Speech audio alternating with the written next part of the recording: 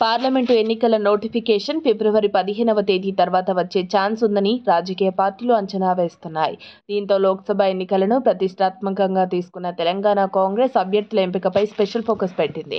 MP అభ్యర్థుల ఎంపికపై చర్చించేందుకు నేడు తెలంగాణ ప్రదేశ్ ఎన్నికల కమిటీ సీఎం రేవంత్ రెడ్డి అధ్యక్షతన సమావేశం కానుంది.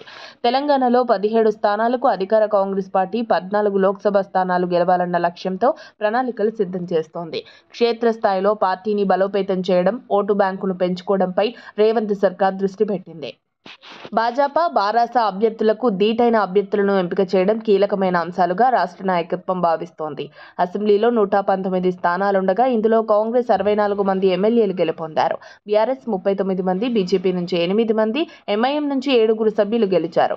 సో మెజార్టీ స్థానాలను గెలుచుకున్న కాంగ్రెస్ ఇప్పుడు లోక్సభ ఎన్నికల కోసం అదే తరహాలో పార్టీ అనుబంధ విభాగాలను పూర్తి స్థాయిలో రంగంలోకి దింపడం, ప్రభుత్వం చేపడుతున్న సంక్షేమం, అభివృద్ధి కార్యక్రమాలు, హామీల అమలు, బారాస ప్రభుత్వంలో వ్యవస్థలను ఎలా విధ్వంసానికి గురి చేసింది, రాష్ట్రాన్ని అప్పుల కుప్పగా మార్చడం, కేంద్రంలో బీజేపీ ప్రభుత్వ వైఖరి, వైఫల్యాలు తదితర అంశాలను జనంలోకి గడప గడపకు వెళ్లి ప్రచారం చేయాలని నిర్ణయించింది.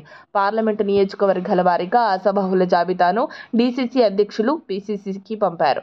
రాష్ట్రంలోని మొత్తం 17 లోక్సభ నియోజకవర్గాలకు చెందిన దాదాపు 100 మంది ఎంపీ టికెట్ కోసం పోటీ పడుతున్నట్లు తెలుస్తోంది. ఇవాళ సాయంత్రం 4 గంటలకు సీఎం రేవంత్ రెడ్డి అధ్యక్షతన గాంధీ భవన్ లో కాంగ్రెస్ ప్రదేశ్ ఎన్నికల కమిటీ సమావేశం జరగనుంది. ఇప్పటి వరకు డీసీసీల నుంచి వచ్చిన అసభావుల వివరాలను నియోజకవర్గాల వారీగా కసరత్తు చేసి తొలి జాబితాను సిద్ధం చేసి రిలీజ్ చేయనున్నట్లు సమాచారం. పీసీసీ అధ్యక్షుడు సీఎం రేవంత్ రెడ్డి అధ్యక్షతన ఈ సమావేశం జరుగుతోంది.